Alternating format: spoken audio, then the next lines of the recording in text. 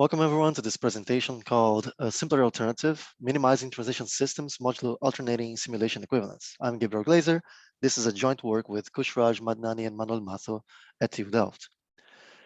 A popular approach for control synthesis of hybrid systems or systems with difficult complex specifications is by using abstractions, meaning we convert the original control systems that are infinite state into finite state systems where we have algorithms that can solve a control problem in finite time. Control specification is typically given in terms of a temporal logic. And it's a very simple example. We can have an electric kettle that we want the temperature to eventually reach the range between 90 and 95 degrees Celsius, and then always stay in this range. We can abstract this problem if you measure the temperature continuously, but the control action is either switching on and off the boiler using this finite automaton, this finite system, which has state set, an initial state set, an input set, an edge or transition set, an output set, and an output map. So these are the four states representing different parts of this original state space, where we label each of them with their different output, cold, good, or hot, and we place transitions depending on whether the boiler is turned off or on. And in this system here, we can easily find a controller that satisfies the specification. Now, typically, these systems are much larger than this very simple example. And therefore, even though we get a finite system, it may be impossible to finalize the computation of the controller in finite time. So we address the problem statement of minimizing a finite state control system. What does it mean by that? Is that given a finite system S, we want to find an equivalent system S prime, such that for any possible LTL specification, a controller exists for S if and only if a controller exists for S prime. And controller for S prime can be used, or we call refined on S. But moreover, we want to minimize. We want the S prime is the smallest possible system that satisfies all of this. Now, the conditions 1 and 2 are attained if S prime is a so-called alternating simulation equivalence system to S. And we define the size of a system by the triplet composed of the size of the state set, of the transition set, and of the initial state set. We prove that we actually construct a polynomial algorithm on order of the transition size squared to obtain this minimal system S prime, and we show that there is a unique system that is minimal S prime that is subject up to a special type of isomorphism that I'm going to explain later, Babi. Now, what is alternating simulation? This is a bit of a cumbersome notation to digest. We say that a system SB is an alternating simulation to a system SA, denoted by SA smaller or equal than SB, if there exists a relation on the states satisfying these three conditions.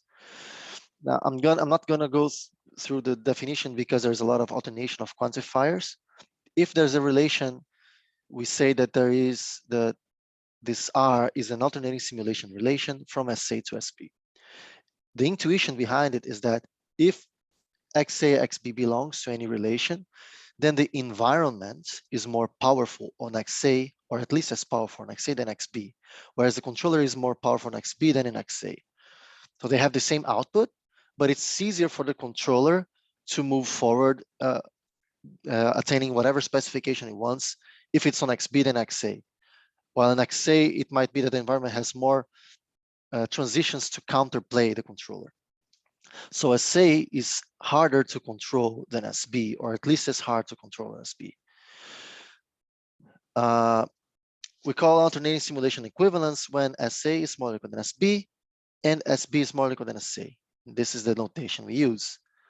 While bisimulation is stronger in that we need a relation that is an ASR from SA to SB, while R minus 1, our inverse, is an ASR from SB to SA. It's clearly stricter because in the former, in the equivalence case, we can have different relations here and here that are not necessarily the inverse of each other. Therefore, we have more degrees of freedom to minimize the system if we use the equivalence rather than bisimulation.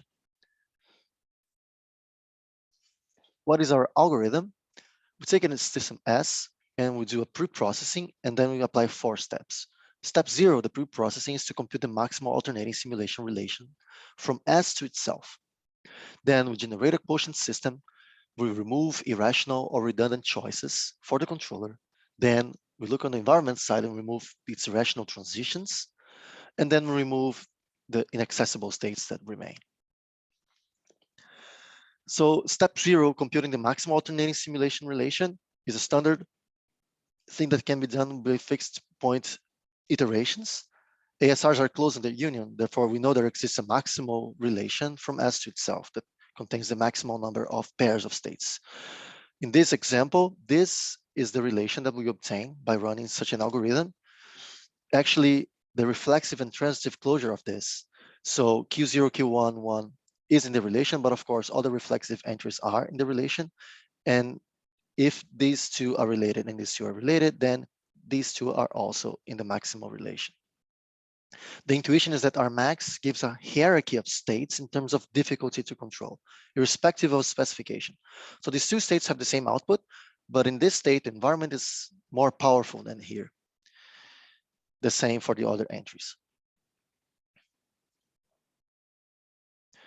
Now, the steps. Step 1 is generate the quotient system. This is a standard procedure, but it's not the quotient based on the output map. It's based on symmetric entries on the relation. So in this example, these two states are related to each other mutually. So we can quotient them together into a single state and then just place all the transitions that are into or out of them, obtaining this system. The new maximum alternating simulation relation from the quotient system to itself now has no non-trivial symmetric entries. It's a partial order. Now, this is a standard approach for reduction of systems. Our contribution starts really now. Step 2, we remove irrational control actions. What do I mean by that? Take any state and any two actions from the state A and B that are different. If for every transition that can be picked by using B, there exists a transition by using A, such that XA, XB is in the relation, that means that by using A, I can end up always in a harder to control state than an XB.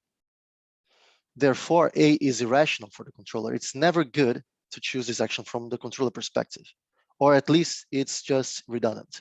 This is the case of this transition. W and S are redundant from this state, so I can just pick whatever. I don't need the two transitions in each case. While here, W can pick if I pick W as a controller, the environment can pick this transition or this transition. It has more options than if I pick S. Therefore, it's better that the controller picks S in this case. So W is removed as well.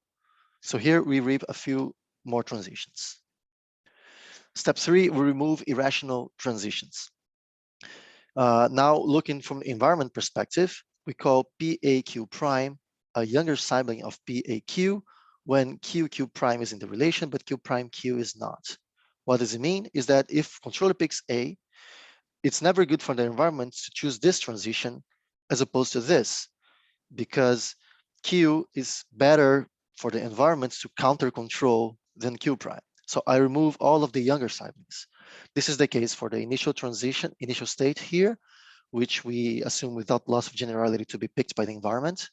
And this is also true by this transition S here that we remove, because I can either go to Q01, which is easier for the environment, or to Q11, which is harder for the environment. So this one is eliminated. Step 4, we remove inaccessible states where we actually reap the most benefits, obtaining a very small system in this running example. Our main results, of course, there's the correctness results. We prove that every step preserves alternating simulation equivalence.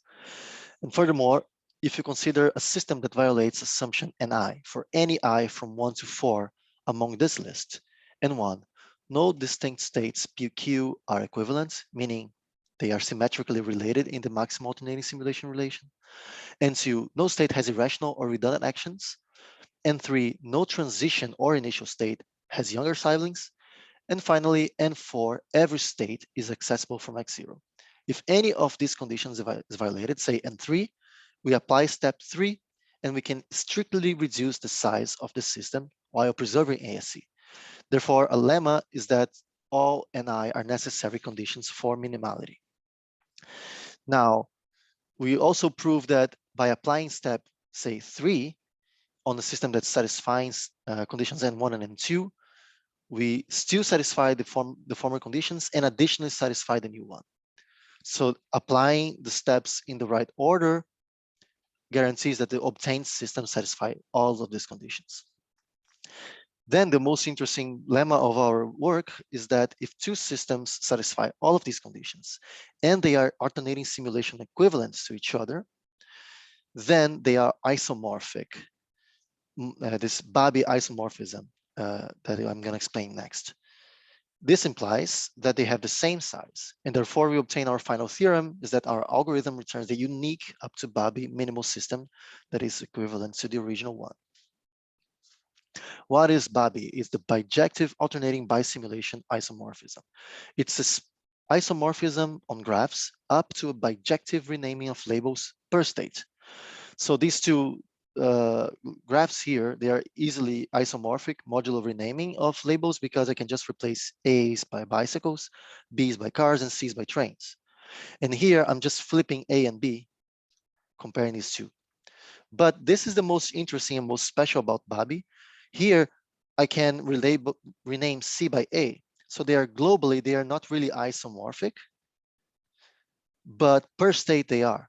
So for B, it doesn't matter if I call C or A, there's only one transition on one action that is going to itself, and that's it. So these systems are Babi to each other. This is instrumental for our proof of minimality. Now we implemented this algorithm in a case study, which is scheduling of event-triggered controllers. I cannot explain in detail what event-triggered controllers are, but it's simply control systems where the sampling is dictated by some event based on the state, on the plant state. And the only way that exists so far to schedule these systems is by using finite abstractions that are pretty much the running example that I showed. They have this shape where states have output T if a plant has just transmitted its message to the controller, or W if it has just waited one time step. And then the scheduler can choose to sample or to wait. And in some situations, even if it waits, the trigger can happen and the transmission occurs, even if the scheduler doesn't want to. So this is the W here, bringing it back to T. The conflict-free scheduling problem is that we never want two T's at the same time if you have only one communication channel. So we want to avoid communication conflicts. We implemented our algorithm and we obtained reductions of up to 50 times in system size. So we got an abstraction of an ETC system that had 500 states and 2,000 transitions, and it was equivalent to a system with only 11 states and 21 transitions.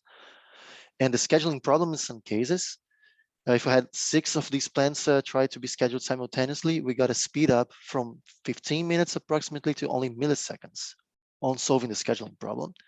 And in some cases, the best 5-fold reduction in the scheduler BDD size. So this shows the practical relevance of this algorithm. And we can conclude the work. First, we propose a first solution to minimize a given finite system, preserving alternating simulation equivalence. And it's in fact a polynomial time algorithm. This is the smallest system that is unique modulo alternating simulation equivalence, up to a special type of isomorphism. We also show that using this algorithm can give massive time and space reductions for scheduler synthesis of multiple event-triggered control loops. For future work, we plan on extending this algorithm for infinite state systems and weighted models, developing on-the-fly algorithms to improve space complexity, prove lower bound complexity for the minimization. We only have the upper bound now, and design some type of lazy abstractions based on a refined, minimized iteration. This concludes the talk. I hope you enjoyed it. I'm looking forward to your questions. Thank you very much.